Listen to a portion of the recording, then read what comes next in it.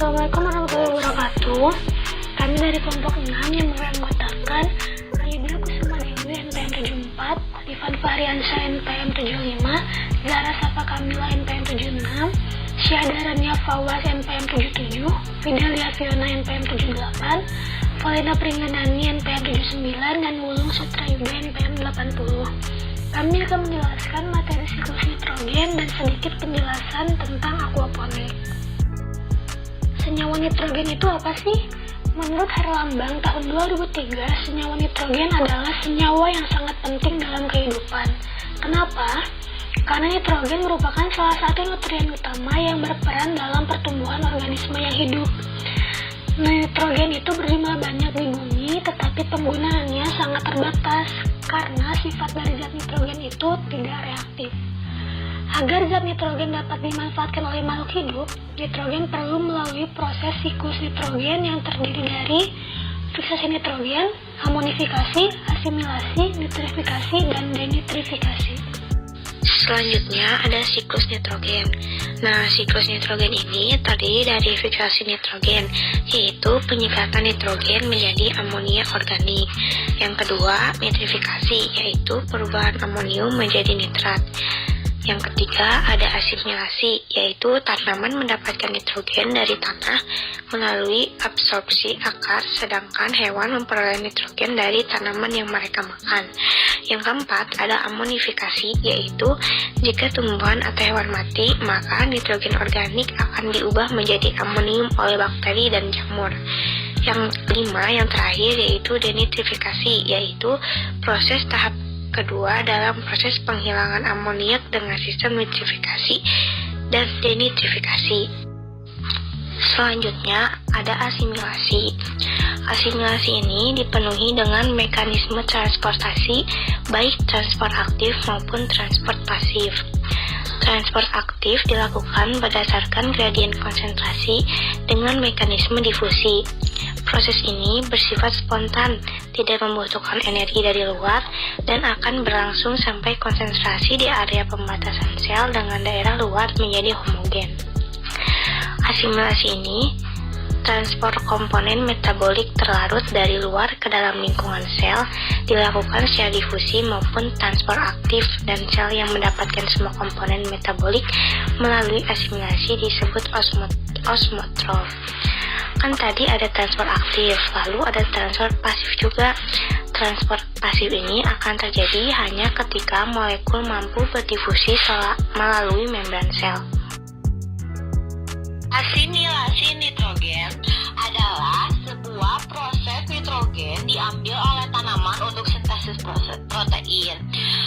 Prosesnya terdiri dari dua, yaitu pada tumbuhan dan pada hewan. Pada tumbuhan, nitrogen harus ditransformasikan ke dalam bentuk nitrat yang tersedia. Selanjutnya, nitrat masuk ke dalam akar, dikonversi atau dikurangi menjadi jaringan yang digunakan dalam membuat berbagai senyawa organik. Lalu, tanaman mendapatkan nitrogen dari akar melalui absorpsi akar baik dalam bentuk ion nitrat atau ion amonium. Selanjutnya pada hewan. Hewan memperoleh nitrogen dari tanaman yang mereka makan. Lalu, jika nitrat diserap, pertama-tama direduksi menjadi ion nitrit dan kemudian menjadi ion amonium untuk dimasukkan ke dalam asam amino, asam nukleat, dan klorofil. Di laut, produksi primer dibatasi oleh ketersediaan nitrogen. Beberapa organisme fototrof dapat mengikat nitrogen, tetapi organisme ini terbatas pada lingkungan bendik anaerobik, sehingga hanya ditemui di estuari. Fitoplankton oseanik adalah bukan organisme pengikat nitrogen, sehingga fitoplankton harus memenuhi kebutuhan nitrogennya melalui penyerapan atau asimilasi jenis-jenis nitrogen terlarut, yaitu nitrat, nitrit, amonium, dan urea. Sesudah mengalami transfer di dinding sel, nitrogen diubah menjadi metabolit. Jika nitrit atau nitrat yang diasimilasi nitrogen harus direduksi ke tingkat oksidasi 3 dalam bentuk yang tereduksi menjadi NH nitrogen bereaksi dengan salah satu asam karboksilat, yaitu alfa asam ketoglutarat. Selanjutnya ada sumber nitrogen yang dapat diambil tumbuhan, yaitu NO3, NH4+, N- organik, dan N2, terutama pada bakteri dan alga tertentu. Dalam situasi aerobik, ion nitrogen lebih banyak dalam bentuk nitrat. Sebaliknya, dalam suasana anaerobik, nitrat akan tereduksi secara bertahap menjadi ion amonia atau NH4+. Proses-proses pengubahan dari amonia menjadi nitrat disebut nitrifikasi. Sebaliknya, terjadi peristiwa pengubahan nitrit menjadi amonia atau N2 yang disebut denitrifikasi. Proses-proses pengubahan dari amonia menjadi nitrat disebut nitrifikasi. Sebaliknya terjadi peristiwa pengubahan nitrit menjadi amonia atau N2 yang disebut denitrifikasi.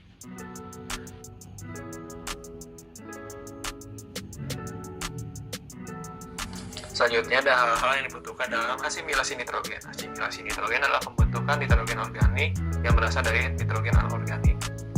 Hal-hal yang dibutuhkan adalah 1. Memerlukan cadangan sumber energi. 2. Energi berasal dari fotosintesis. 3. Reaksi terjadi pada jaringan dan kompartemen sel yang berbeda. 4. Berkaitan erat dengan metabolisme karbon. Selanjutnya ada nitrifikasi dan bakteri yang berperan. Nitrifikasi merupakan reaksi oksidasi, yaitu proses pembentukan nitrit atau nitrat dari amonia.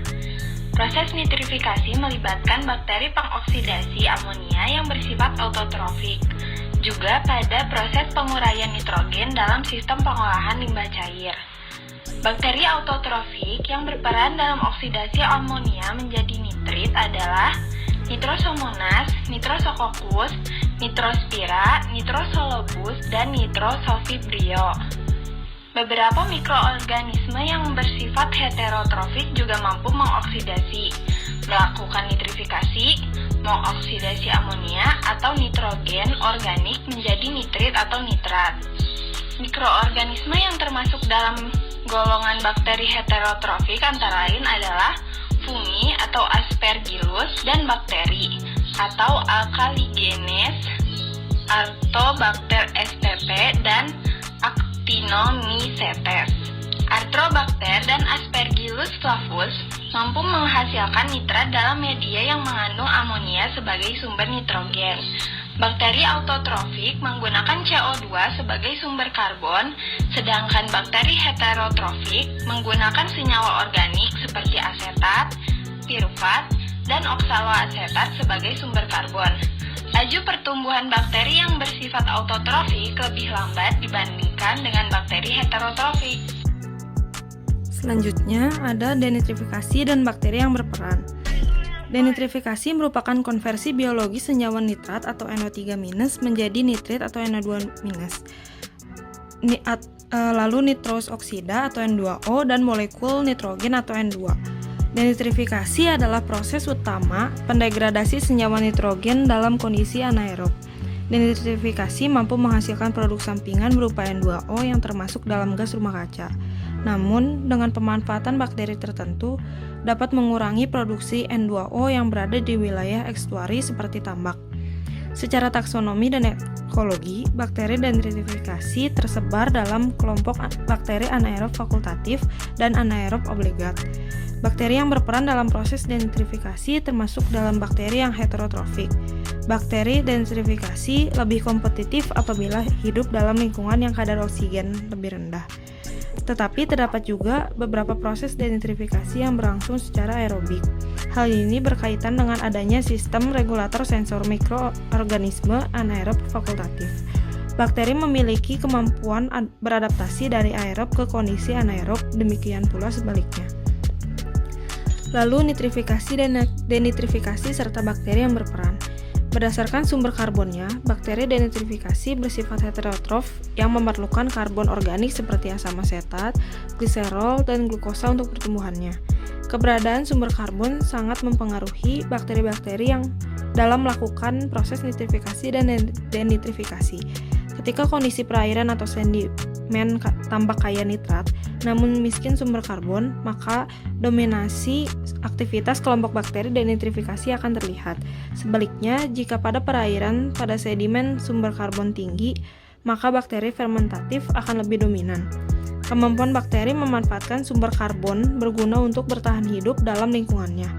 Derajat keasaman atau pH merupakan salah satu faktor lingkungan yang berpengaruh terhadap pertumbuhan dan aktivitas bakteri pengoksidasi amonia dengan pH optimum untuk bakteri yang bersifat autotrofik yaitu 7,5 dan 8,5. Sedangkan untuk bakteri heterotrofik toleran terhadap lingkungan asam tetapi tumbuh lebih cepat dengan hasil yang lebih tinggi pada kondisi dengan konsentrasi oksigen terlarut rendah.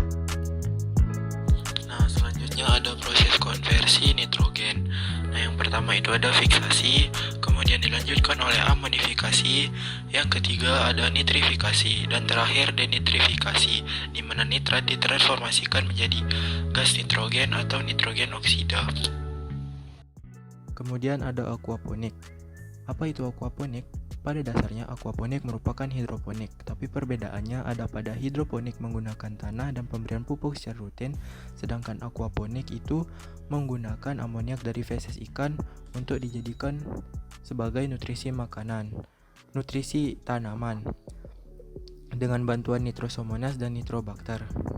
Nah, nitrosomonas dan nitrobakter ini tumbuh pada celah sempit di bagian tanaman, maka dari itu kita harus menggunakan tanaman yang bercelah atau berongga pada aquaponik ini.